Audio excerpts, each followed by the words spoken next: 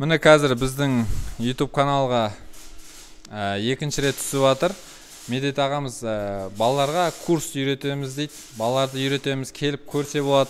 Әрбір қазақтың жігіті жұмыссыз жүргеннен, жалақыға жұмыс істегеннен осындай кеп өзбек ағалар осы жақта жұмыс істейді екен, солардан үйретіп, қалай істейтін процесті көрсетіп, қалай клиент әкелу керек, соның бәрін үйретем дейді осы жақта. Қалай үйренсе болады сізге келіп, сол жайлы өзіңіз кішігірім айта кетсеңіз, не үйретесіз, қанша күнде үйренуге болады сол жайлы? Енді ассалаумағалейкум YouTube көрермендер, мынандай жағдайда үйренем деген бала, екең бар бала. Сварканы бәрін бір 10-15 күнде біз енді қалай түсінсек, үйреніп көрген дұрыста өз қолымен ұстап.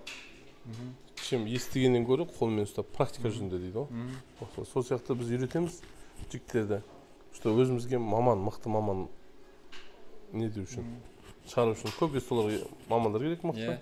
Сол өз үйінде ашып алатын болса, табыс табуға өзіне үлкен үміт болады. Басқа ұлттар көп үйренгенде, біздің қазақтар көп үйренбеген ондай қаш.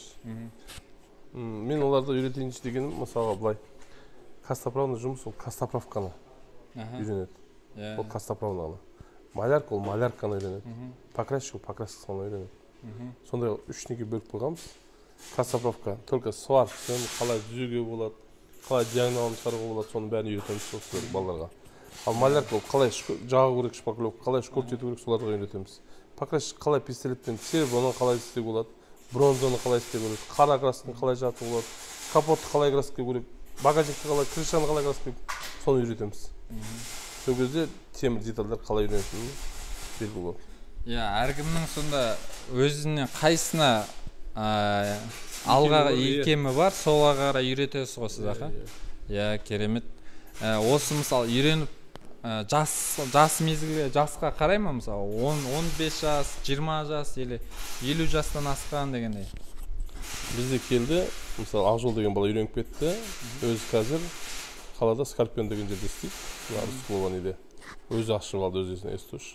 Ол жігіт жүрді, 1,5 жыл жүрді, әбден үйренді, маманы болды. Сол үстін Оразәлі деген жігіт болды, Қызылорданікі. Ол да солай жақсы үйреніп, қазір Қызылордадан өзі ашып алды үйінде. Ол жігіт, Ақтаудан, Оралдан келген балалар болды, үйренді. Ол біздің YouTube каналда бар, Медет Есті ашу десе, жоқ, YouTube каналда Есті ашу десе, сол жерде тұр. Біз қалай бастағанымыз, осы цехтың бәрін қалай, мысалы қарасаңыздар, мен бір темірдің бәрі, енді қалай темір алатын жерден жиналған. Берді жаңа темір көріп тұрған жоқсыз ғой мысалы. Өздеріңіз әкеп? Өзіміз әкеп, соны жинап, осылай істедік. Бәрі сөйтіп, әркім өз үйінде есік алды ашып алса, әр қазағым бай болсын дейміз, біздің тілегіміз сол. Только енді кәсіп ашып, жай ғана мысалы 2 фарды полировать етімізсе 5.000 теңге болады. 2 фарды полировать етімізсе. Соны күніне 10 фар жасаса 50.000 теңге алады. Соны біз оқытырып жеткізіп, әр қазағым осылай үйренсе екен деген ниеттеміз. Әрине, бір жерден естіп қалсаңыз 100.000 теңге аренда болады. Соған қарағанда үйден ашқан, біріншіден ақша қалтаңда қалады, жолға ары бері кетпейді ғой. Кішкене өзіңізге ыңғайлы бір жағынан үйден ашқан. Оңғайлы болғанда, мысалға қазір ішпесе де жемесе де машинаға төлейді.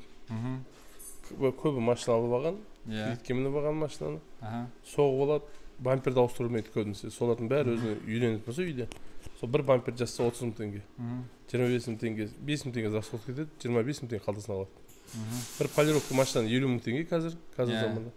15.000 теңге расход кетеді, 35.000 қалады. 35.000 теңге қалады. Бір машина бір күнде полировать етеді, 35.000 теңге бір күн тауып алады. Оны есептей беріңіз, күніне 35.000 теңге тапқан адам айына қанша болады екен.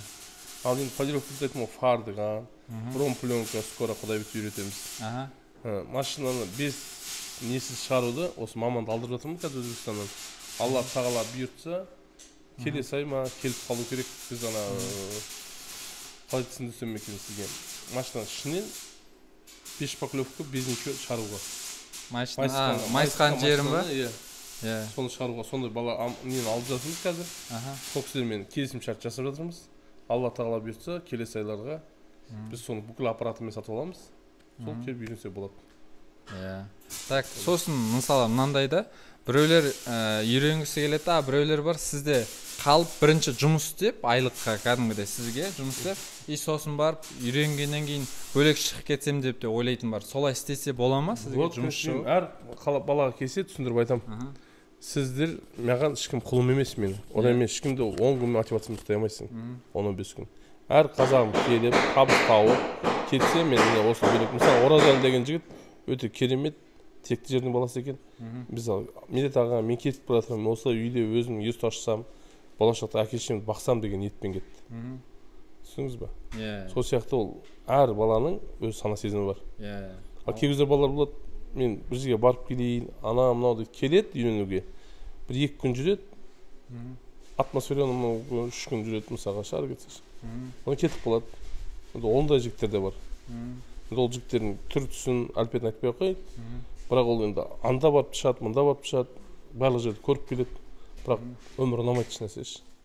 Ешкім өмір бұл тоспауы ғой. Ешкім бұған әдейілеп ештеңе істемейді. Алланың берген ырзықсы. Алла кімге береді, ынтымақ соған жасайды. Ал жасасын болса, мысалы мен өзіме автокөлік алып жатырмын, үй алып жатырмын, благоустроен. Сондай алуға мүмкіндіктері бар әр қазағымның. Бізде кезінде неше түрлі істемеген іс қалмады, жүрдік, қаңғыдық, көрдік, енді міне осы салаға көштік. Осы саланың уже қазір маманы болып, үлкейіп дамытып жатсыз ғой сіз. Мен бүкіл енді арманым бүкіл Қазақстанда iPhone сияқты бренд ашу ғой. Мысалы мықты сапалы жұмыс істесе, бәрі төлейді, сапалы болса только. Қазір елдер ақымақ емес, елдер сапасына қарайды. Ал ЕСТО көп, ЕСТОның сапасының өте качественный болатын болса, олардың ағайын туыстары, қаяққа баратын болса, көрші қолаңы жекжат жұрақта көреді. Біреу естісе, жан жағында адамдар естиді ғой. Қазір адамдар көргенді жақсы көреді да. Көзбен көрмесе ешкім сенбейді. Только көзбен көрсетіп қана сендіре аламыз адамдарды. Ал айтып, ол сөзбен көп нәрсе айтуға болады.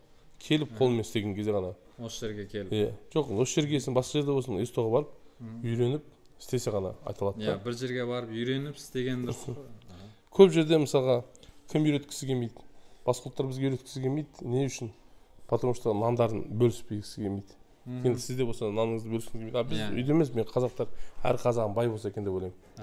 Әркім үйреніп алса, болашақта өзінің бір маманы, етік ішінде өз маманы бар ғой, мысалы сол сияқты маман болса кейін. Әр істің өзінің. Әр істің өз маманы болса екен. Менің арманым сол, что не болса да Ахметбек Байтұрсынов айтқандай, артқа із қалдырып кетуге ғой. Жақсы тәрбие. Ұстаздан шәкірт озады дейді ғой. Менен жақсы өсіп кетсе, мен қуаныштымын. Что менен жақсы болса, бұдан да дәу өсті салып, мысалы, одан да дәу не болса, мен только Аллаға мыңда бір шүкір деп айтсам болды. Сол менің арманым. Түсіндік.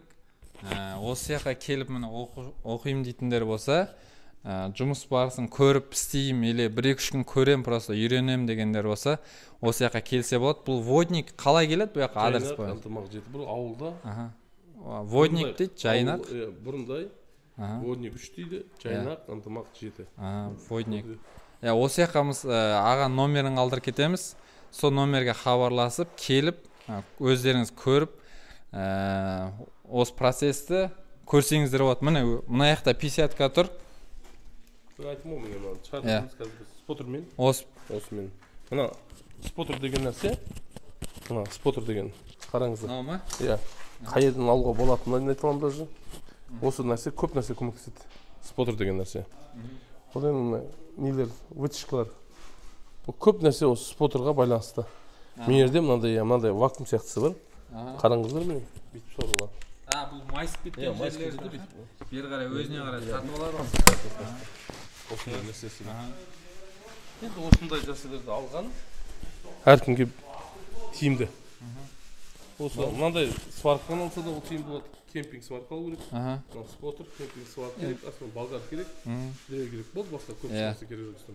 Осы жақта жалпы не керек? Осы жақта үйреніп, өзіңіздің үйіңізде ашсаңыз болады, немесе осы жақта үйреніп, басқа бір ЕСТО жалға алып істесеңіз де болады. Осы жақтан үйренемін деген ниет болу керек қой бірінші. Сіз мына жаққа келіп просто мына ағаны сынау үшін келдім емес. үйреніп осы жақтан шығып кеткен азаматтар да мына көп екен.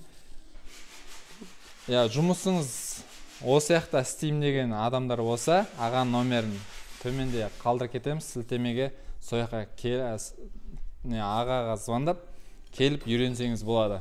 Жұмыс істеймін десеңіз де болады осы жаққа зарплатаға. Оны ары қарай зарплата емес, процентке істейді. Процентке істейді. Зарплата істемейді. Айлыққа емес. Машинаны қалай бітіреді, солай қалай бітіреді, алдында аванс ештеңе жоқ, қалай бітіреді, сол кезде ғана алады машина. Машина клиент риза болып, что маған ешқандай претензия қоймайтын деп, үйретіп, полностью соңына дейін жеткізгенше біз нетеміз. Болды. Міне, осылай ары қарай толық ақпарат алу үшін ағаның номерін қалдырып кетеміз. Медет ағаның сол жерден толық ақпаратты алсаңыз болады. Осыны сіздің жұмыссыз жүрген досыңыз болса, немесе де кәсіп бастағысы келіп жүрген досыңыз болса, осы видеоны таратсаңыз, және де осы видеоның астына өз ойыңызды комментарияңызды жаза кетсеңіз, бізге жасаған жақсылығыңыз осы болатын еді. Келесі видеода кездескенше, ассаламағалейкум, рахматуллахи баракат.